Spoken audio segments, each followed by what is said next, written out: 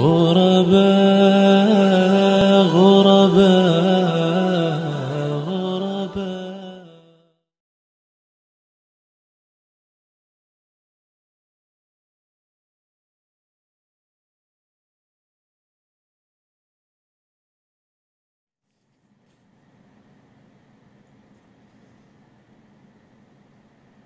बिस्मिल्लाहिर्रहमानिर्रहीम।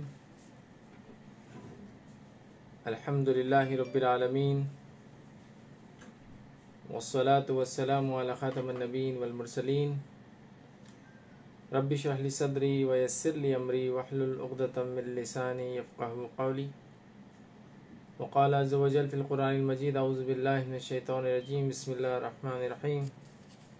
अल्लज़ी ख़लक़ल मौत वल हयात लियब्लुवकुम अय्युकुम अहसनु अमला।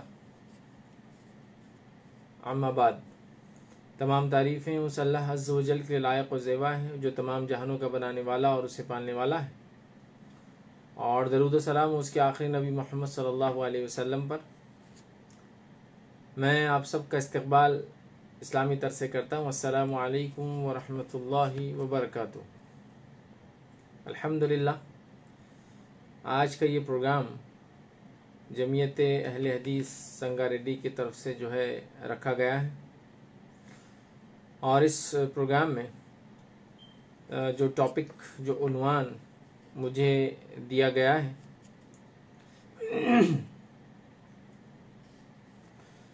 जो उन्वान जो है मुझे दिया गया है, याद रखिए कि मुसीबत और आजमाइश में अल्लाह ताला हमें क्यों डालता है। तो मैं आपके सामने जो है इस बात को रखने की कोशिश करूँगा कि आजमाइशों और मुसीबतों में अल्लाह ताला हमें क्यों डालता है। और एक अहम फ़र्क भी हम इंशाअल्लाह लज़ीज़ इसमें सीखेंगे कि आजमाइश और सज़ा में क्या फ़र्क होता है। क्योंकि ज़ाहिर सी बात है, आजमाइश और सज़ा या अज़ाब दोनों देखने में एक जैसे लगते हैं। जैसा कोई ईमान लाया, आजमाया गया तो उसको तकलीफ़ पहुँची, और जो लोग ईमान नहीं लाए तो अल्लाह रब्बुल इज़्ज़त ने उनको अज़ाब दिया। तो देखने में तो दोनों ही चीज़ें जो है एक जैसी नज़र आती है, याद रखिए, लेकिन इनके अंदर एक बेसिक और बहुत बड़ा डिफरेंस है, याद रखिए। वो भी इंशाअल्लाह अज़ीज़ हम देखेंगे। उम्मीद करता हूँ कि आप नाज़रीन जो इस प्रोग्राम को देख रहे हैं उन तक मेरी आवाज़ भी बराबर जा रही है और वीडियो भी जो बराबर वो देख पा रहे हैं। और साथ ही साथ जो है उम्मीद करता हूँ कि आप लोग सेहत के साथ होंगे और बीमारियों से जो है महफूज होंगे।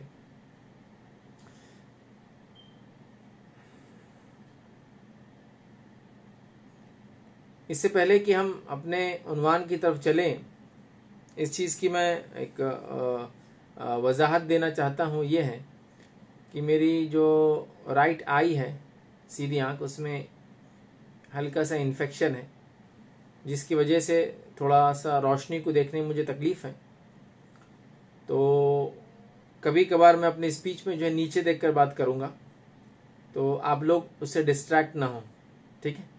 क्योंकि वो आँख में मेरे जो है थोड़ा सा इन्फेक्शन है, तो ये मोबाइल की जो रोशनी आ रही है तो मैं उसको पूरी तरह से देख नहीं पा रहा हूँ। बट अल्हम्दुलिल्लाह मैं कोशिश करूँगा कि मैं आप लोगों की तरफ देखकर जो है खिताब करूँ, बट हो सकता है कभी कभार मैं नीचे भी देखूँ। तो बहरहाल, जो आज का जो टॉपिक था और जो उन्वान था जो मुझे दिया गया था, वो ईमान और आजमाइश के ताल्लुक़ से चंद बातें थी, याद रखिए। और इसमें जो है अल्लाह हमें मुसीबत आजमाइश में क्यों डालता है, ये बात भी इंशाअल्लाह हम ख़ास तौर से कवर करेंगे। याद रखिए कि अल्लाह ताला क्यों हमें आजमाइश में डालता है और क्या होता है।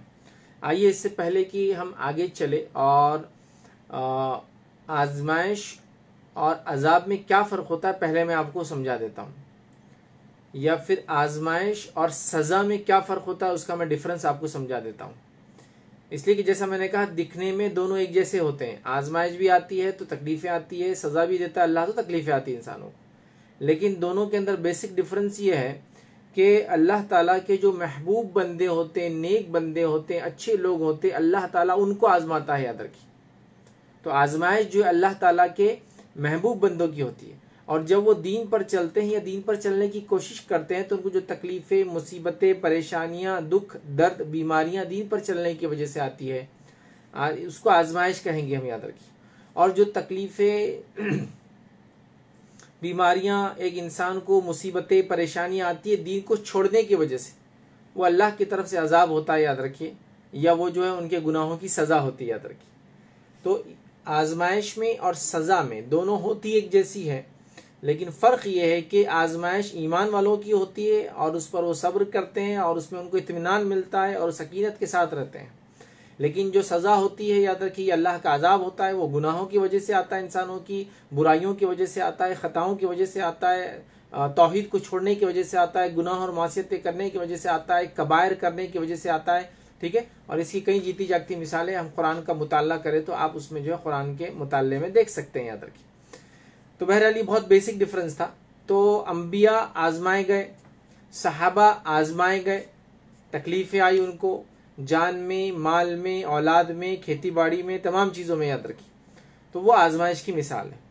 और सज़ाएं दी गई अल्लाह रब्बुल इज़्ज़त की तरफ से उन कौमों को जिन्होंने अल्लाह की नाफरमानी की, अंबियाओं को झुटलाया, अंबियाओं को तकलीफ दी, अंबियाओं को नाहक कत्ल किया, उन्हें सताया और अल्लाह का इनकार किया, कबायर को इख्तियार किया, तौहीद को छोड़ा, शिर्क को इख्तियार किया, अंबियाओं के काम में रोड़ा बने, सहाबा को तकलीफ दी, उनको कत्ल किया। तो ऐसे लोगों को अल्लाह रब्बुल इज़्ज़त जो है, जो अजाब देता है, जो तकलीफ पहुँचाता है दुनिया में, जो सज़ा देता है, याद रखिए, तो वो अल्लाह का अजाब है।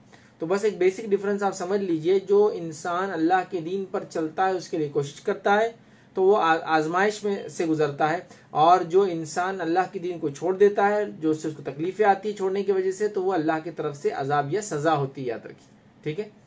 तो आजमाइश में और सज़ा के अंदर, याद रखिए, यही एक बेसिक और सबसे बड़ा जो है डिफरेंस है, इसको समझने की ज़रूरत है। वरना अगर हम इसको ना समझ पाए और दोनों को हम जब गलत मलत कर देते हैं, मिक्स कर देते हैं, तो बहुत सारे प्रॉब्लम्स होते आते हैं। जब हम ये समझ नहीं पाते हैं कि आजमाइश क्या है और सज़ा क्या है, तो हमें दोनों चीज़ें एक जैसी नज़र आती है, तो फिर कभी कभार हम ईमान को छोड़ देते हैं और समझते हैं कि ईमान को छोड़ने के बाद जो तकलीफ आ रही है वो आजमाइश है, जबकि वो आजमाइश नहीं, वो सज़ा थी कि आपने ईमान को छोड़ा। और कभी कभार ये होता है कि ईमान पर चलने की वजह से तकलीफें आती है, हम उसको समझ नहीं पाते वो क्या है, और हम समझते हैं कि अल्लाह की तरफ सज़ा है और उस अमल को हम छोड़ देते हैं कि नहीं भाई, ये करने से हमको तकलीफें आ रही है। तो याद रखिए, अल्लाह रब्बुल इज़्ज़त आजमाता है। और ये बात भी आप याद रख लीजिए, पहली बात तो आप समझ गए आजमाइश और अजाब में या सज़ा में क्या फ़र्क है। दूसरी चीज़ याद रखिए, वो ये है कि जिसका जितना ज़्यादा बुलंद ईमान होगा वो उतना ज़्यादा आजमाया जाता है। क्या बात है? जिसका जितना ज़्यादा ईमान होगा वो उतना ज़्यादा आजमाया जाता है। इसीलिए इंसानों में सबसे ज़्यादा जो लोग आजमाए जाते हैं वो अंबियाओं की जमात है, और अंबियाओं के बाद जो सबसे ज़्यादा आजमाए जाते हैं वो उनके असहाब है, सहाबा, याद रखिए। और असहाब के बाद जो सबसे ज़्यादा लोग आजमाए जाते हैं, याद रखिए, वो है जो ईमान उनके बाद लाते हैं, और जिनका ईमान का दर्जा जितना ज़्यादा बुलंद होता है उतने आजमाए जाते हैं। तो गोया सबसे ज़्यादा ईमान वाले अंबिया तो सबसे ज़्यादा आजमाइश उनकी, उसके बाद ईमान वाले सहाबा तो उसके बाद आजमाइश उनकी, और उसके बाद जितना जिसका ईमान बुलंद और ज़्यादा होता है उतनी आजमाइशें, तकलीफ़ें, दुख, परेशानियाँ, दर्द उसको जो है दुनिया में मिलता है। और याद रखिए, आजमाइश से कोई एक्सेप्शनल नहीं है, कोई मुस्तस्ना नहीं है। ऐसा कोई कह नहीं सकता कि वो आजमाइश से बचेंगे अगर वो ईमान वाला है। तो अल्लाह रब्बुल इज़्ज़त ने मुख्तलिफ तरीक़ों से मुख्तलिफ लोगों को आजमाया। अगर मैं अंबियाओं की आपके सामने मिसाल रखूँ तो आदम अलैहिस्सलाम अपने औलाद के ज़रिए आजमाए गए नहीं आजमा गए। दुनिया के अंदर आने के बाद उनके एक बेटे ने दूसरे को कत्ल कर दिया, काबिल ने हाबिल को कत्ल कर दिया। तो जाहिर सी बात है, एक वालिद के लिए, एक बाप के लिए तो बहुत बड़ी आजमाइश थी, है ना। तो एक आजमाइश से आदम अलैहिस्सलाम गुजरे। उसके बाद अगर नूह अलैहिस्सलाम लीजिए तो नूह अलैहिस्सलाम ने 950 साल अपनी कौम को दावत दी, लेकिन कौम ईमान ना ली। कितनी तकलीफों, दुखों और परेशानियों से न जाने नूह अलैहिस्सलाम 950 साल गुजरे। आप समझ रहे? तो आजमाइश सबसे ज्यादा अंबियाओं की होती है, इसलिए ईमान सबसे ज्यादा उनका होता है, याद रखिए, और उनमें सबसे ज्यादा सब्र भी होता है। तो नूह अलैहिस्सलाम जाहिर सी बात है 950 साल अपनी कौम से आजमाए गए। उसके बाद अगर आपको मैं मिसाल दूं तो इब्राहिम अलैहिस्सलाम अगर आप ले लो तो इब्राहिम अलैहिस्सलाम अपने वालिद की तरफ से आजमाए गए, अपनी कौम की तरफ से आजमाए गए, वक्त के बादशाह की तरफ से आजमाए गए। अल्लाह ताला ने उनकी जान से, उनकी माल से, उनको अपना वतन छोड़ने का हुक्म देने से, उनकी औलाद की कुर्बानी करो बोलने के हुक्म से, अपनी बीवी को जो है आबाद, जिसको हम कहेंगे बगैर किसी जो है एक ऐसे इलाके में जहाँ कोई रहता, कोई बसता नहीं था, बेआबाद था, वहाँ छोड़ने का हुक्म देने से। तो इब्राहिम अलैहिस्सलाम की अगर आप ज़िंदगी देखें तो मुकम्मिल तौर से आजमाइश है। दीन के लिए जो तकलीफ़ें, दुख और परेशानियाँ उनको मिली है याद रखिए ज़िंदगी के अंदर, जो घर छोड़ने से लेकर, वालिद के सताने से लेकर, कौम के इनकार करने से लेकर, वक्त के बादशाह की आपको आग में डालने से लेकर, है ना, कितना लंबा एक आजमाइश और की एक दास्तान है। फिर अगर आप ले तो मूसा अलैहिस्सलाम की आजमाइश आप देखो कितने मुख्तलिफ तरह से अपनी कौम से आजमाए गए कि कौम को 10 निशानियां देने के बाद भी याद रखिए कौम को लेकर निकलते हैं और कौम जाकर जो है बछड़े की इबादत करने लग जाती है। तो आप देख रहे हैं वहाँ वो आजमाए गए। ठीक है, इसी तरह जो है हम देखते हैं जो है अय्यूब अलैहिस्सलाम को ले ले तो कितनी लंबी और तवील बीमारी से, फिजिकल डिसीज से जो है आजमाए गए याद रखिए। इसी तरह अगर हम मिसाल ले ले याद रखिए तो अंबिया अलैहिस्सलाम की जमात की मिसाल रखना, यूसुफ अलैहिस्सलाम को मिसाल के तौर पर ले ले तो कितना लंबा आजमाए गए, सिर्फ एक झूठे इल्जाम के अंदर आप फंसाए गए और आपको जेल जाना पड़ा, यह आपकी आजमाइश थी। इसी तरह हम देखते हैं याकूब अलैहिस्सलाम जो है कितने लंबे आजमाए गए अपने बेटे यूसुफ अलैहिस्सलाम की गुमने से, चूंकि आपको कोई खबर नहीं थी कि यूसुफ कहाँ है याद रखिए, और बड़े परेशान थे, आप रोया करते थे। रिवायतों में आता है इतना रोया आपकी आंखें जो है जाया हो गई, आपकी आंखों की बीनाई कमजोर हो गई। तो अपनी औलाद से आजमाए गए, है ना, हम जानते नहीं सारे वाक़यात याद रखिए। ठीक है, इसी तरह हम देखते हैं अंबियाओं की एक तवील फहरिस्त याद रखिए। ईसा अलैहिस्सलाम को मिसाल के तौर पर ले तो ईसा अलैहिस्सलाम देखिए कितने लंबे अरसे तक आजमाए गए। याह्या अलैहिस्सलाम के वालिद को अगर ले ले आप ज़करिया अलैहिस्सलाम, तो कितने लंबे अरसे तक ज़करिया अलैहिस्सलाम औलाद के ना होने से आजमाए गए। उसके बाद बेटा हुआ तो उसके बाद बेटे को जो है कत्ल कर दिया गया, उससे आजमाए गए। ईसा अलैहिस्सलाम को लोगों ने जो है सलीब पर चढ़ाने की कोशिश की और क्या कुछ तकलीफें उन्होंने दी। तो गोया अगर हम देखते हैं आजमाइश के ताल्लुक से तो लोग जो है लंबे अरसे तक याद रखिए अंबियाओं की जमात है बहुत शिद्दत के साथ और बहुत ज़्यादा आजमाए गए याद रखिए। बहुत सारे लोग बीच में जो है सवाल कर रहे हैं कि सवाल जवाब का सेशन का क्या है, तो याद रखिए सवाल जवाब का सेशन लेक्चर के बाद में रहेगा, तो आप लेक्चर सुन लें और लेक्चर के बाद इंशाल्लाह दिस क्वेश्चन आंसर का सेशन रहेगा। तो बहरहाल ये अंबियाओं की जमात थी याद रखिए। हम देख रहे हैं ये किस तरह से आजमाए गए और सबसे ज़्यादा लोगों में जो लोग आजमाए जाते हैं याद रखिए वो अंबिया अलैहिस्सलाम की जमात होती है, इसलिए कि ईमान उनका सबसे बुलंद होता है और जिसका जितना ईमान बुलंद उसकी आजमाइश उतनी ज़्यादा होती है। इस बात को आप बहरहाल समझ ले, इस चीज़ को आप अपने जो गिरा बांध ले याद रखिए। ठीक, चलिए आगे बढ़ते हैं। तो हमारी दुनिया में आने का मकसद याद रखिए आजमाइश है, दुख और तकलीफ से हम घिरे हैं। बस अगर ईमान वाले हो तो ये दुख तकलीफ आजमाइशें परेशानियां हमको अजर और सवाब देती है, और अगर ईमान वाले ना हो तो याद रखिए या फिर ईमान के खिलाफ अगर हम लोगों के अंबियाओं का इनकार करने वाले लोग हो और अंबियाओं की मतलब जिसको कहेंगे तालीमात के खिलाफ करें, तो जो हमें आजमाइशें आज जो तकलीफें आती है वो हमारे लिए सज़ा होती है या फिर एक वार्निंग होती है कि हम अपनी ज़िंदगी को बदल लें, ज़िंदगी को जो है सुधार दें। ठीक है, तो बहरहाल दुनिया के अंदर हम आते हैं तो आजमाइश तो एक मोमिन के साथ लगी याद रखिए। मोमिन और बिना आजमाइश के हो ही नहीं सकता, एक मुसलमान बिना आजमाइश के वो हो ही नहीं सकता। तो मोमिन के साथ, एक मुस्लिम के साथ आजमाइश उसकी पैदाइश से लगी है और सख्तियाँ, तकलीफ़ें, दुख, दर्द हर इंसान के साथ लगा याद रखिए। बस फ़ायदा ये है कि एक मोमिन को जो है अल्लाह के रसूल सल्लल्लाहु अलैहि वसल्लम फरमाते हैं अगर दुख पहुंचता है, तकलीफ होती है, यहाँ तक कि अगर वो थक भी जाता है या उसे कांटा भी चुभता है तो अल्लाह ताला उसके बदले उसको जो है अजर देता है उसका। इसलिए कि मोमिन की जो है मामला ही अजीब है, उसको अगर फरावानी मिले तो वो अल्लाह की हम्द सना करता है और उसका फ़ायदा है, और अगर अल्लाह ताला उसको कोई मुश्किल दे दे तो वो सब्र करता है, ये भी उसके लिए फ़ायदेमंद है। तो बहरहाल मोमिन का मामला इस मामले में अजीब याद रखें। तो मोमिन आजमाइश से गुजरते हैं। अब अगर हाल की मिसाल ले ले तो हम देख रहे हैं कि कई मुसलमान जो है और इंसानियत में एक बड़ा तबका जो एक बीमारी से जो है गुजर रहा है और सख्त बीमारियां लायक है लोगों को, जो कोरोना के नाम से बहरहाल कहलाई जा रही है, और लोग जो है बीमार हो रहे हैं, माल और दौलत खर्च हो रहा है। अगर एक मोमिन है तो मोमिन के लिए जाहिर सी बात है ये एक आजमाइश है और उसको उसका अजर भी मिलेंगे याद रखिए, और ये किस्म का ताउन है और ताउन में जो लोग इंतकाल करते हैं वो शहीद का दर्जा पाते हैं। तो बहरहाल देखिए, तो लिहाजा याद रखिए आजमाइशों से गुजरना एक मोमिन का याद रखिए एक जिसको कहते हैं एक पहचान है, और मोमिन को अल्लाह रब्बुल इज़्ज़त मुख्तलिफ आजमाइशों के जरिए आजमाता भी याद रखिए, और वो आजमाइश से गुजरता है, सब्र के साथ गुजरता है। इस बात को आप जहन में रखें। आइए अल्लाह रब्बुल इज़्ज़त ने कुरान में जो मैंने आयत आपके सामने तिलावत की थी, अल्लाह फरमाता कहता है अल्लज़ी खलक़ल मौत वल हयात लियब्लुवकुम अय्युकुम अहसनु अमला। अल्लाह फरमाता कहता है कि अल्लाह ताला ने मौत और ज़िंदगी को बनाया, क्यों बनाया? लियब्लुवकुम अय्युकुम अहसनु अमला, वो देखे कि तुम में कौन है जो अच्छे नेक अमाल करके आता है। तो गोया दुनिया हमारे लिए नेकी कमाने का जरिया है। अल्लाह ताला ने एक आजमाइश के लिए, आजमाने के लिए भेजा है कि कौन नेकी करता है, और नेकी जाहिर सी बात है आसानी से नहीं होती, नेकी बड़ी तकलीफ के साथ है, या नेकी तकलीफ से घिरी हुई है, क्योंकि जैसे कि हदीस में आता है कि जन्नत जो है मुश्किलात से घिरी है, जन्नत जो है मुश्किलात से घिरी हुई, याद रखिए। तो लिहाजा दुनिया के अंदर एक मोमिन आजमाया जाता है। जामे तिरमिज़ी की रिवायत है, नबी अकरम सल्लल्लाहु अलैहि वसल्लम फरमाते हैं और कहते हैं, हदीस के अल्फाज, इन्नल्लाह ताला इज़ा अहब्ब कौमन इब्तलाहुम, जब अल्लाह किसी कौम को पसंद करता है तो उसको इब्तिला, उसको आजमाता है, उसको आजमाइश में डाल देता है। तो जो अल्लाह ताला किसी कौम को मोहब्बत करता है उसे आजमाता है। ये बात मैं क्यों रख रहा हूँ, बहुत सारे लोगों की गलत फहमी होती है, जो आजमाइश से, दुनिया की तकलीफों से, दुखों से गुजरते हैं ईमान की वजह से, ये वो लोग समझ नहीं पाते और समझते हैं उनको अल्लाह ताला सजा दे रहा है। नहीं, अल्लाह ताला जब किसी को पसंद करता है तो उसको आजमाता है, चूंकि वो आजमाता है, चूंकि उसको बदला देना, और आखिरत में आजमाइश का बेहतरीन बदला उनको जन्नत की शक्ल में मिलेगा।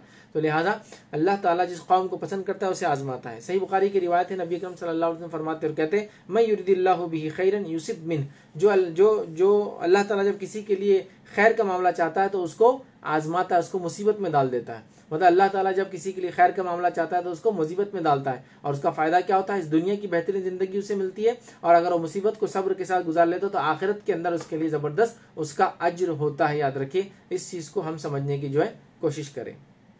ठीक है, इसी तरह जो है ईमान और आजमाइश दोनों लाजिम और मलजूम है, मतलब कोई ईमान वाला और आजमाया ना जाए ऐसा हो ही नहीं सकता। और जो ईमान में जितना बुलंद उतना ज्यादा आजमाए जाते हैं। इसलिए हम देखते हैं अंबियाओं की जमात के बाद जो सबसे ज्यादा लोग आजमाए गए वो सहाबा की जमात थी। और नबी अकरम सल्लल्लाहु अलैहि वसल्लम के दौर में कितने सहाबा किस किस तरीके से और कैसे कैसे मुश्किलों और मुसाइब से गुजरे, मैं समझता हूँ आप लोग सब वाक़यात पढ़ते हैं और वाक़यात को देखते हैं और वाक़यात को आप लोग जानते हैं, सहाबा कैसे कैसे आजमाए गए। बड़े बड़े सहाबा जिनका ऊंचा मुकाम था वो मुकाम चला गया, लोगों ने उनको मारा, तकलीफ दी, घर से निकाल दिया। और जो लोग सहाबा गरीब थे, गुलाम थे, उनको कत्ल किया गया, उनको तकलीफें पहुंचाई गई, उनको अजियतें दी गई, उनको भूखा रखा गया, बल्कि कई लोगों को तो कत्ल कर दिया गया, याद रखिए, मार दिया गया। क्यों? क्योंकि वो ईमान लाए थे। तो याद रखिए, ईमान का बड़ा गहरा ताल्लुक आजमाइश से। याद रखिए, आजमाइश वो तकलीफ है जो ईमान की वजह से आती है, और सज़ा अजाब वो तकलीफ है जो ईमान को छोड़ने से, उसके खिलाफ जाने से आती है। तो याद रखिए, लोग आजमाए गए। तो सहाबा की ज़िंदगी इसकी मिसाल है, चूँकि अल्लाह उनको पसंद करता था, अल्लाह ने उनको मुसीबतों में डाला, उनको आजमाया और उसमें से खरे निकले। याद रखिए, ठीक है। इसी तरह जो है आजमाइश, याद रखिए, हमारी दुनिया में आने का मकसद है। याद रखिए, मतलब जिस मकसद के लिए हम दुनिया में है वो हमारी आजमाइश है। टेस्ट तो है, आजमाइश क्या है? टेस्ट है, एक मोमिन आजमाइश। अल्लाह रब्बुल इज़्ज़त कुरान के अंदर फरमाता कहता है, सूरे जो है कहफ सूरा नंबर 18 आयत नंबर 7 में फरमाया कहा, इन्ना जअलना मअल अर्ज़ि ज़ीनतन लहा लिनब्लुवहुम अय्युहुम अहसनु अमला। अल्लाह फरमाता है, रूए ज़मीन पर जो कुछ हमने रखा है वो दुनिया की जो रौनक है, रौनक का बायस बनाया है। रूए ज़मीन पर जो कुछ हमने रखा है वो दुनिया की रौनक का बायस बनाया है। क्यों? ताकि लियब्लुवहुम अय्युहुम अहसनु अमला, ताकि आजमाए तुम में कौन है जो अय्युम अहसन अमल, अच्छे अमल करके आता है। तो देखिए, दुनिया मैंने जैसा कहा कि अच्छे अमल करना ये हमारे लिए आजमाइश, और अच्छे अमल बगैर तकलीफ के नहीं होते। याद रखिए, ठीक। तो लोग अच्छे अमल करते हैं तो लोग तकलीफ पहुंचाते हैं, और तकलीफ पहुंचाते, याद रखिए, तो उनको उस पर सब्र करना पड़ता है। याद रखिए, इसी तरह हम देखते हैं अल्लाह रब्बुल इज़्ज़त कुरान के अंदर फरमाता है, सूरह अंबिया सूरह नंबर 21 आयत नंबर 30-35 फरमाता है, वनब्लुवकुम बिश्शर्रि वनब्लु अल्लाह फरमाता कहता है, वनब्लुकुम बिश्शर्रि वल खैरि फितनतुम व इलैना तुरजाऊन। अल्लाह फरमाता, हम बतरीक़ इम्तिहान तुम में हर एक को बुराई और भलाई से आजमाते हैं। हम बतरीक़ इम्तिहान, एज अ टेस्ट, हर किसी को अच्छाई और बुराई से आजमाते हैं। याद रखिए, सही मुस्लिम की एक रिवायत है, नबी अकरम सल्लल्लाहु अलैहि वसल्लम फरमा कहा, मोमिन का मामला बड़ा अजीब है। अगर अल्लाह ताला इसे आसानी देता है तो वो शुक्र करता है और ये इसके लिए बेहतर है, और अल्लाह ताला इसको मुसीबत देता है तो वो उस पर सब्र करता है और ये इसके लिए बेहतर है। ये मामला सिर्फ मोमिन का है। तो मोमिन आजमाया जाता है तो मोमिन जो है सब्र करता है, और सब्र करता है तो बदला पाता है। आजमाया जाता है तो और अगर अल्लाह उसको अच्छाई देता है दुनिया में तो वो उसका शुक्र अदा करता है, ये उसके लिए फायदेमंद है। तो मोमिन का मामला, याद रखिए, बहुत खैर है। अगर आजमाया जाता भी तो खैर है, और अगर अच्छाई में रहता, शुक्र अदा करता तो भी खैर है। याद रखिए, तो मोमिन के लिए तो हर हाल खैर का। याद रखिए, इसी तरह जामे तिरमिज़ी की रिवायत है, नबी अकरम सल्लल्लाहु अलैहि वसल्लम फरमाया का, आजमाइश मोमिन पर आते रहती है। आजमाइशें, मुसीबतें, दुख, तकलीफ़ें, बीमारी मोमिन पे आती रहती है। आप फरमाते, आजमाइशें मोमिन पर आती रहती है, इनकी जान में, इनके माल में, इनकी औलाद में, हत्ता कि जब वो अल्लाह से मिलता है तो उस पर कोई गुनाह बाकी नहीं रहता। आजमाइशें आती है एक मोमिन पर उसके जान में, उसके माल में, उसकी औलाद में, हत्ता कि वो जब अल्लाह के पास पहुंचता है तो उस पर कोई गुनाह बाकी नहीं रहता। तो अल्लाह दुनिया में हमको आजमाता है, वो हमारे फ़ायदे के लिए, मोमिनों के फ़ायदे के लिए, इसलिए कि वो आजमाइश की वजह से अल्लाह रब्बुल इज़्ज़त मोमिनों पे से गुनाह साफ़ कर देता है, और रोज़ क़यामत अल्लाह के पास जब मिलते हैं जाके अपने रब से, तो उनके ऊपर कोई गुनाह बाकी नहीं रहता। तो जो आजमाइश हम पे आती है वो ईमान की वजह से आती है। जब ईमान की वजह से आती है तो उसका बदला मिलता है, उसका बदला ऐसा मिलता है कि गुनाह माफ़ होते हैं और नेकियों में इजाफा होता है। इसलिए कि हदीस में आ रहा है कि मोमिन पर आजमायतें आती है, फिर वो सब्र करता है तो उसकी जान में, माल में और उसकी औलाद में, हत्ता कि जब अल्लाह से मिलता है तो उसके ऊपर कोई गुनाह बाकी नहीं रहता। याद रखिए, समझ रहे हैं बात। तो लिहाजा आजमाइश और ईमान का बड़ा गहरा ताल्लुक। तो उन्वान था हमारा, मोमिन पर आजमाइश और मुसीबतें क्यों आती है ना, ये उन्वान था। मुसीबत आजमाइश में क्यों डाला जाता है? तो मोमिन आजमाइश और मुसीबतों में इसलिए डाला जाता है कि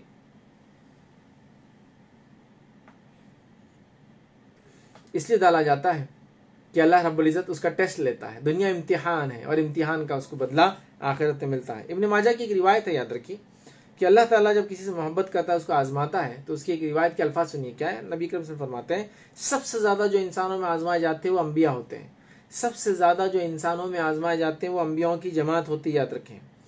फिर उसके बाद उलमाए हक़ है जो सबसे ज़्यादा आजमाते हैं, फिर सालिहीन हैं, और इनमें से कुछ तो ऐसे थे, अल्लाह के रसूल फरमाते हैं, जिनके जिस्म पर जो है कीड़े पड़ गए, और कुछ ऐसे थे जिनको पहनने के लिए टाट के कपड़े के अलावा कोई कपड़ा ना था, लेकिन वो इस आजमाइश में भी इतने खुश थे, इतने अच्छे से थे, याद रखिए, कि जो तुम सुकून में भी, आप समझो जितने सुकून में, जब तुम फरावानी में या अच्छे माहौल में जितने सुकून में तुम नहीं रहते हो, उससे ज़्यादा वो इस आजमाइश में खुश थे, मुतमईन थे। तो अम्बिया सब ज़्यादा आजमाए जाते हैं, उसके बाद उलमाए हक़ आजमाए जाते हैं, उसके बाद लोग जितने नेक होते आजमाए जाते हैं, लेकिन उसमें वो खुश होते हैं। तो अगर कोई आजमाइश हम पर ईमान की वजह से आती है तो हमें उसको सब्र के साथ उसमें आगे बढ़ना चाहिए, परेशान नहीं होना चाहिए, जज़ा फ़ज़ा नहीं करना चाहिए, और आराम से मुतमईन होकर, याद रखिए, उस आजमाइश से गुजरना चाहिए। तो ये दुनिया की बेहतरीन ज़िंदगी हमें मिलेंगी और आखिरत में इसका बेहतरीन बदला मिलेगा। अब आइए, अल्लाह ताला किसी से मोहब्बत करता है तो इसे आजमाता है, ये बात तो मैंने आपके सामने रख दी। अल्लाह ताला हमें क्यों आजमाता है, ठीक। अब ये याद रखिए, बड़ी अहम चीज़ है।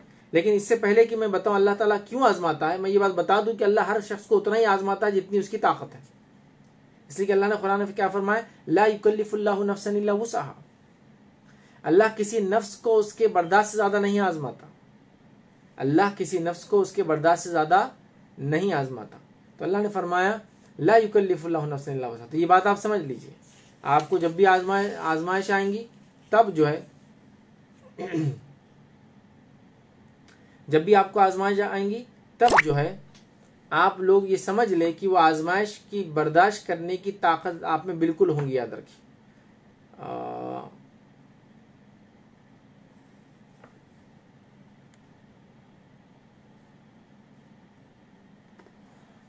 तो बहरहाल जब आजमाता है अल्लाह ताला तो उतना ही आजमाता है जितनी हमारी ताकत होती है, याद रखिए, ठीक। अब आइए, अल्लाह ताला हमें क्यों आजमाता है, इसके बारे में कुछ मैं हदीस आपके सामने कुरानी आयतें रखता हूँ, कि तो हमारा टॉपिक है ना, अल्लाह क्यों आजमाता है। तो अल्लाह ताला क्यों आजमाता है, उस बात को समझने के लिए हम एक दो आयतें आपके सामने रखता हूँ। पहली आयत मैं आपके सामने रखता हूँ, सूरह अनकबूत, सूरह नंबर 29, आयत नंबर 2 और 3, जिसके अंदर अल्लाह फरमाता और कहता है, अलिफ लाम मीम अहसिबन्नासु अन युत्रकू अन यक़ूलू आमन्ना वहुम ला युफ्तनून वलक़द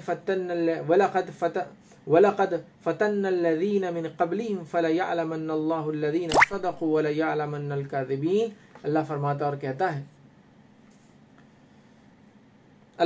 कहता है, अलिफ लाम मीम, ये हर्फ़ मुक़त्तात है। अहसिबन्नासु, क्या लोग ये गुमान कर बैठे हैं, अन युत्रकू, कि वो बख्श दिए जाएंगे, छोड़ दिए जाएंगे, अन यक़ूलू आमन्ना, सिर्फ ये कहने से कि वो ईमान लाए और वो फितनों में नहीं डाले जाएंगे, आजमाए नहीं जाएंगे। जबकि अल्लाह फरमाता है, हमने इससे पहले लोगों को जिन्होंने ईमान लाया उनको आजमाया, ठीक है, और इसलिए हमने आजमाया, फ़लयअलमन्नल्लाहुल्लज़ीना सदक़ू, ताकि जान ले उनमें से कौन है जो अपने वादे में सच्चा है। और फिर आगे अल्लाह फरमाता है, वलयअलमन्नल काज़िबीन, और जान ले कौन झूठा है। तो अल्लाह ताला हमें इसलिए आजमाता है कि इस आजमाइश के ज़रिए जो है, याद रखिए, अल्लाह ताला हमें इसलिए आजमाता है कि याद रखिए, इस आजमाइश के ज़रिए अल्लाह रब्बुल इज़्ज़त, याद रखिए, हम में से कौन है जो वाकई में सच्चा ईमान वाला है और कौन सच्चा नहीं है, उसको डिफ्रेंशिएट करता है। तो अल्लाह ताला ऐसा करके, याद रखिए, दोनों में जो है फ़र्क करता है। तो अल्लाह फरमा रहा है कि अल्लाह ताला ने ईमान वालों को जब भी वो लोग ईमान लाए उनको आजमाया। ऐसा हो ही नहीं सकता कि कोई शख्स ईमान लाए और उसकी आजमाइश ना हो, और अल्लाह ताला ईमान वालों को आजमाता है और आजमाइश के बाद याद रखिए उस पता लगा लेता है कौन अपने दावों में सच्चा है और कौन अपने दावों में झूठा है। वरना अगर हम देखते हैं कि लोग ईमान का दावा तो करने वाले न जाने कितने लोग हैं, लेकिन ईमान के दावे में जाहिर सी बात है सच्चे लोग वो है सिर्फ और सिर्फ, याद रखिए, जो ईमान लाने के बाद याद रखिए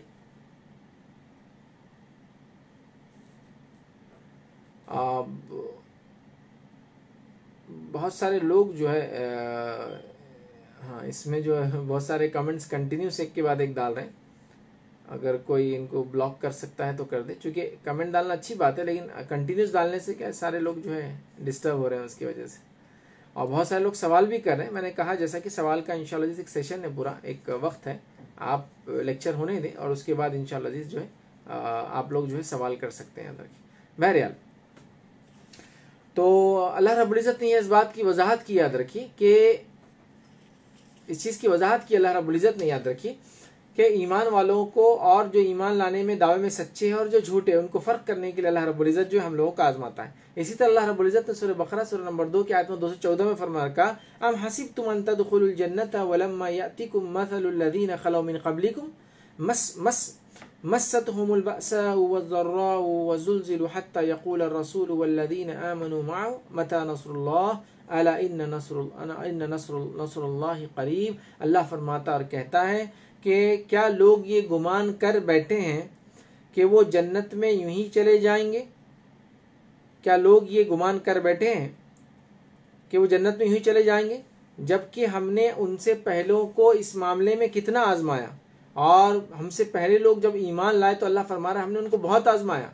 लोग क्या ये सोच रहे हैं कि खाली वो ये कह देंगे हम ईमान वाले हैं तो क्या जन्नत में चले जाएंगे, जबकि हमने इस तुमसे पहलों को बहुत ज़बरदस्त तौर से आजमाया। कैसे कैसे आजमाया? बासाहु ज़र्राहु वज़ुल्ज़िलू, और उनको भूख से आजमाया और उनको बीमारियों से आजमाया, इतना आजमाया कि वो लोग हल गए और उन्होंने ये कह दिया यक़ूलु रसूल, ईमान वालों ने और उनके अंबिया ने कह दिया कि अल्लाह की मदद अब कब आएंगी। अल्लाह ने फरमाया अल्लाह की मदद यकीनन बहुत करीब है। तो अल्लाह ताला अपने चहीते बंदों को आजमाता है, और आजमाता है बीमारी के ज़रिए, आजमाता है सेहत के ज़रिए, आजमाता है भूख के ज़रिए, ताकि जान ले। और ये अल्लाह की सुन्नत है और ये अल्लाह का मामला है। याद रखिए कि अल्लाह ताला लोगों को आजमाता है जब वो ईमान का दावा करते हैं। तो अगर मैंने और आपने ईमान का दावा किया है तो याद रखिए मेरी और आपकी फिर आजमाइश होना लाजिम है, ज़रूरी। याद रखिए तो कोई मोमिन बंदा अगर ईमान की वजह से तकलीफ में डाला जाता है, ईमान की वजह से सताया जाता है, ईमान की वजह से उसको तकलीफ आती है, तो याद रखिए ये आजमाइश है उसकी। इस आजमाइश में उसको सब्र के साथ इंतजार वो करना है, और उसके बाद उसको इंशाअल्लाह इस दुनिया में बेहतरीन बदला मिलेगा और आखिरत में जो है बेहतरीन बदला मिलेगा। अब आइए कुरान की एक मशहूर और मारूफ आयत, ऐसी मशहूर और मारूफ आयत की मैं समझता हूँ हर इंसान इस आयत को समझता है, इस आयत को जानता है, इस आयत को वो उसने सुना होगा कई मरतबा। कारी हजरात इमाम जो लोग होते हैं बहुत इस आयत को पढ़ते हैं, जो कि बड़ी मशहूर और मारूफ आयत है। सूरह बकरा सूरह नंबर 2 की आयत नंबर 155 अल्लाह क्या फरमाता है, याद रखिए वलनब्लुवन्नकुम बिशैइन मिनल खौफि वल जु'i व नक्सिन मिनल अमवालि वल अनफुसि वस समरात फबश्शिरिस साबिरीन। अल्लाह फरमाता और कहता है, क्या फरमाता है, वलनब्लुवन्नकुम, हम जरूर भी जरूर तुमको आजमाएंगे, बिशैइन मिनल खौफि, खौफ से तुमको आजमाएंगे। फिर फरमाए बिशै मिनल खौफि वल जु'i, और भूख से तुमको आजमाएंगे, व नक्सिन मिनल अमवाल, माल की कमी से आजमाएंगे, वस समरात, और फलों की कमी से आजमाएंगे, फबश्शिरिस साबिरीन, तो ऐसे सब्र करने वालों को जो है आप खुशखबरी सुना दीजिए। अल्लज़ीना इज़ा असाबतहुम मुसीबतुन क़ालू, जब भी इन लोगों को मुसीबत आती है तो वो कहते हैं इन्ना लिल्लाहि व इन्ना इलैहि राजिऊन, हम अल्लाह की तरफ से आए थे और हमको लौट कर अल्लाह की तरफ ही जाना है। तो यहाँ अल्लाह रब्बुल ने क्या फरमाया, हम तुम्हें आजमाएं बिशै मिनल खौफ, खौफ से आजमाएंगे, दुश्मन का खौफ, वल जू, और भूख से आजमाएंगे, व नक्स मिनल अमवाली वल अनफुस, और तुमको माल से और तुम्हारी जान से, और समरात, और फलों की कमी से आजमाएंगे, फबश्शिरिस साबिरीन, तो सब्र कीजिए, तो बशारत दे दीजिए सब्र करने वालों को। अल्लज़ीना इज़ा असाबतहुम मुसीबतुन क़ालू, जब भी उनको मुसीबत और तकलीफ आती है तो क्या कहते हैं, इन्ना लिल्लाहि व इन्ना इलैहि राजिऊन, हम अल्लाह की तरफ से आते और अल्लाह की तरफ ही लौट कर जाना है। ठीक है, तो जब भी मोमिन को मुसीबत, तकलीफ, दुख, दर्द, बीमारी कुछ भी होता है, याद रखिए जिससे उसको नुकसान होता है, तो क्या पढ़ेंगे वो, इन्ना लिल्लाहि व इन्ना इलैहि राजिऊन, है ना। हमारे पास इन्ना लिल्लाहि व इन्ना इलैहि राजिऊन बड़ा ख़ास है, और सिर्फ जब कोई मर जाता है तो उसको पढ़ा जाता है। ये सिर्फ मरने पर पड़ने वाली चीज़ नहीं, याद रखिए। इन्ना लिल्लाहि व इन्ना इलैहि राजिऊन, याद रखिए। माल की कमी, जान की कमी, बीमारी की वजह से, तकलीफ की वजह से, दुख और परेशानी की वजह से आप बिल्कुल पढ़ सकते हैं। कोई भी नुकसान हो गया आप दुआ कर लीजिए, इन्ना लिल्लाहि व इन्ना इलैहि राजिऊन, और ये काफ़ी हो जाता है इंशाल्लाह। लेकिन हमारे पास हिंद पाक में ये बहुत कॉमन है कि लोग जो है इन्ना लिल्लाहि व इन्ना इलैहि राजिऊन को मखसूस किसी की मौत पे पढ़ते हैं। अगर मौत के अलावा किसी के लिए पढ़ दिया जाए तो लोग बहुत बुरा मानते हैं, लेकिन ये वैसा नहीं है। क्या फरमाया अल्लाह ने, हम तुमको आजमाएंगे भूख से, है ना, और खौफ से, और जान माल और फल की कमी से, तो बशारत दे दो ऐसे लोगों को जो इसमें सब्र करते हैं। और क्या कहते हैं, इन्ना लिल्लाहि, मतलब वो लोग जब ऐसा कुछ होता है तो इन्ना लिल्लाहि, तो सेहत चलेगी तो इन्ना लिल्लाहि व इन्ना इलैहि राजिऊन, माल की कमी होगी इन्ना लिल्लाहि व इन्ना इलैहि राजिऊन, खाने की कमी होगी इन्ना लिल्लाहि व इन्ना इलैहि राजिऊन। अल्लाह की तरफ से आए थे, अल्लाह की तरफ लौटकर जाना ही इसका माना है, याद रखिए। तो इन्ना लिल्लाहि व इन्ना इलैहि राजिऊन ये हर चीज़ के लिए याद रखिए। किसी भी किस्म का नुकसान, किसी भी किस्म की तकलीफ आए तो इस चीज़ को आप याद रखें। ये सूरह बकरा सूरह नंबर 2 की आयत नंबर 155 के आगे थी। 155, 156, 157 को आप पढ़िए, आपको बहुत सारी इसमें तफसीलात मिलेंगी, ठीक है। तो ये बड़ी मशहूर और मारूफ आयत थी, जिसके अंदर अल्लाह रब्बुल इज़्ज़त ने ये बात बता दी कि मोमिनों को अल्लाह रब्बुल इज़्ज़त आजमाने वाला है। और ये आजमाइश जो है उनके अंदर उनके सेहत के ज़रिए आ सकती है, भूख के ज़रिए आ सकती है, जान की कमी से आ सकती है, और माल की कमी से आ सकती है, और इसी तरह जो है फलों की कमी से आ सकती है, मतलब रोज़ी रोटी में कमी हो सकती है, औलाद में कमी हो सकती है, किसी भी चीज़ में हो सकती है। तो याद रखिए मोमिन इस चीज़ के लिए तैयार रहे। इसी तरह बुखारी की रिवायत है, नबी अकरम सल्लल्लाहु अलैहि वसल्लम फरमाते और कहते हैं, तुमसे पहले जब लोग ईमान लाते तो उनको जो है 2 टुकड़ों में काट दिया जाता। मतलब हमसे पहले जो लोग ईमान लाते, नबी अकरम सल्लल्लाहु अलैहि वसल्लम फरमाते ईमान लाने की वजह से उनको 2 टुकड़ों में आरे से, मतलब आरा रख के उनको खड़ा करके बीच में से काट दिया, 2 टुकड़ों में काट दिया जाता। फिर फरमाया और लोहे की कंगियां उनके जिस्मों पर चलाई जाती है, लोहे के कोम कंगियां उनके जिस्मों पर चलाई जाती, लेकिन ये चीज़ भी इन्हें ईमान से नहीं फेरती। लेकिन इसके बाद भी वो लोग ईमान से नहीं फिरते, याद रखिए। तो लिहाजा हम इस चीज़ को समझें, याद रखिए, लिहाजा हम इस चीज़ को जाने, याद रखें कि हम ईमान से ना फिरें। क्योंकि हमसे पहले जब लोग ईमान लाते थे तो एक वाक़या अल्लाह ने बता, नबी अकरम से फरमा रहे हैं कि जब ईमान लाते तो उनको आरे से काट दिया जाता।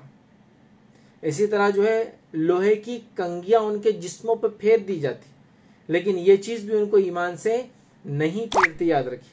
तो इससे पता चला जब लोग ईमान लाते हैं बहुत सख्त आजमाए जाते, याद रखिए, और उस आजमाइश में उनको खरा उतरना है, याद रखिए। इसी तरह जो है कुरान के अंदर और अहादीस के अंदर ऐसे कई कई वाक़यात, याद रखिए, कि जब लोग ईमान लाते तो वो कैसे आजमाए जाते, जब वो ईमान लाते तो कैसे आजमाए जाते। अब आइए मैं आपके सामने जो है मुख्तसर से 1 या 2 वाक़यात जो है ईमान लाने वालों के आपके सामने रखता हूँ। पहला वाक़या जो मैं आपके सामने रखूँगा, याद रखिए, वो एक शख्स था जिसका नाम रिवायतों में आता है हबीब था। वो एक कारपेंटर था, नज्जार जिसको कहते हैं, कारपेंट्री का वर्क जो करते हैं, लकड़ी वगैरह की चीज़ें जो बनाते हैं। तो ये वाक़या अगर आपको देखना है तो ये सूरह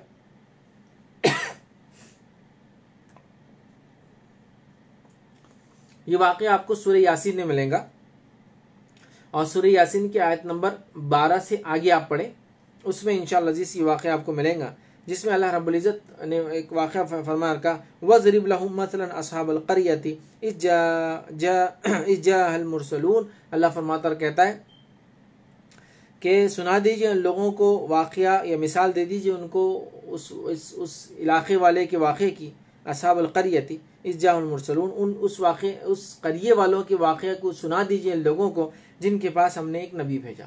अब ये वाक़या क्या था, ये वाक़या इस तरह से था कि अल्लाह ताला ने एक नबी को जो है एक कौम की तरफ भेजा और लोग उस पर ईमान नहीं लाए। तो अल्लाह ताला ने उस नबी की मदद के लिए दूसरे और तीसरे नबी को, मतलब अब एक कौम में 3 नबी काम करे, 3 अंबियाओं को भेज दिया। तीनों नबियों ने जाकर उस कौम में दावत दी, लेकिन कोई ईमान नहीं लाया। और कौम के लोगों ने इरादा किया कि अब हम इन अंबियाओं को कत्ल कर देंगे। जब उन्होंने कत्ल करने का इरादा किया तो एक शख्स जो उस कौम और बस्ती में ईमान लाया हुआ था वो छुपा हुआ था, उसका ईमान छुपा हुआ था।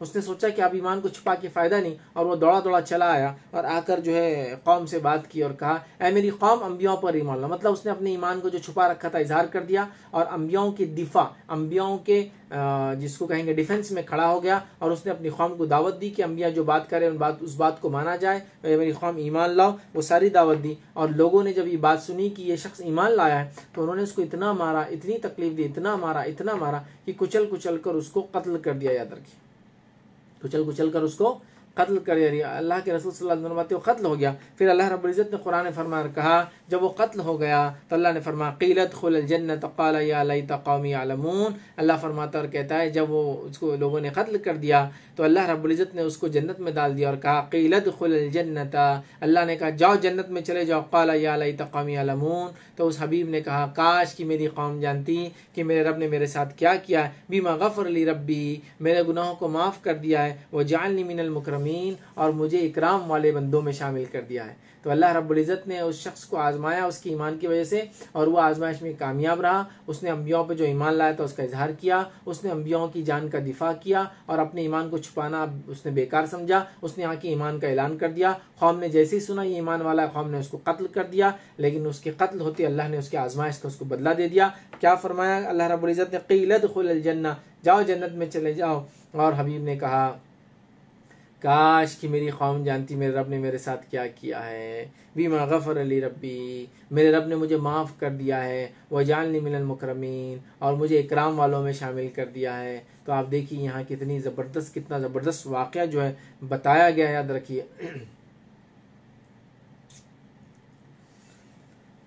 कितना ज़बरदस्त वाक़या जो है बताया गया, याद रखिए ईमान और आजमाइश का, याद रखिए और उसके बदले का। तो अल्लाह ताला हमें क्यों आजमाता है आप समझ गए होंगे। अल्लाह ताला हमें इसलिए आजमाता है कि अल्लाह ताला जानना चाहता है कि कौन सच्चा है कौन झूठा है। अल्लाह ताला हर किसी बंदे को उसके ईमान के एतबार से आजमाता है, और ईमान और उसके आजमाइश के और उसके बदले के इतने इतने वाक़यात कुरान और सुन्नत में भरे पड़े हैं जिसकी कोई इंतहा नहीं। अगर आप कुरान का मुताला करें, स्टडी करें, कुरान क्या है, अल्लाह रब्बुल इज़्ज़त की तौहीद, उसके बाद अंबियाओं के वाक़यात, रिसालत पर ईमान लाने की दावत है ना, तौहीद के बाद उसके बाद आखिरत का तस्वुर कुरान ने दिया, और जगह जगह ईमान लाने वालों के साथ क्या हुआ और इनकार करने वालों के साथ क्या हुआ। अक्सर कुरान में यही तो है, तौहीद की बात है, रिसालत की बात है, आखिरत की बात है, अंबियाओं की वाक़यात है जो पिछली कौमें गुजरी है। जो ईमान लाने वालों के साथ क्या फ़ायदा हुआ, जो इनकार करने वालों को क्या नुकसान हुआ, ये सारी चीज़ें तो है उसके अंदर।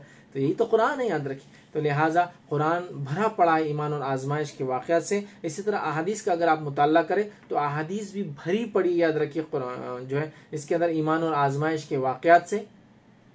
वैसे हमारा टाइम तो 1 घंटा दिया गया था स्पीच के लिए और क्वेश्चन आंसर्स के लिए हाफ एन आवर, लेकिन चूँकि मैं कंटिन्यूस स्क्रीन को देख नहीं पा रहा हूँ तो इसलिए हम थोड़ा सा प्रोग्राम को शॉर्ट करेंगे, और मैं अपनी स्पीच को ख़त्म करके आपके क्वेश्चन आंसर्स लूँगा, और थोड़ा सा अपने टाइम से 15 मिनट्स पहले इस प्रोग्राम को 15-20 मिनट्स पहले वाइंड अप कर देंगे, या जब तक बहरहाल मैं देख पाऊँगा तब तक मैं आपसे खिताब करता रहूँगा। तो कुरान और हदीस का आप लोग मुताला करें। कुरान हदीस के अंदर वाक़यात ईमान और आजमाइश के भरे पड़े हैं, तो लिहाजा हमको कुरान और सुन्नत को पढ़ने की ज़रूरत है। याद रखिए जब हम पढ़ेंगे तो हमें पता चलेगा कि ईमान लाने वाले कौन थे, उनके साथ अल्लाह ने क्या किया, दुनिया वालों ने क्या किया, कैसे कैसे आजमाए गए, और आखिरत में उस आजमाइश का उनको कैसा कैसा बेहतरीन बदला मिला। याद रखिए तो अंबियाओं के वाक़यात मौजूद हैं, अंबियाओं पर ईमान लाने वालों के वाक़यात मौजूद हैं, खुद नबी अकरम सल्लल्लाहु अलैहि वसल्लम की वाक़यात कुरान में, नबी अकरम सल्लल्लाहु अलैहि वसल्लम की ज़िंदगी की वाक़यात सारी सीरत में पड़ी है, नबी अकरम सल्लल्लाहु अलैहि वसल्लम की वाक़यात अहादीस में पढ़े। उसके बाद सहाबा जब ईमान लाए उनकी सीरतों में देखिए आप कैसा हुआ। सहाबा के बाद ताबईन, तबे ताबईन और सलफ़ सालिहीन जो उस ज़माने से लेकर आज तक लोग ईमान लाते हैं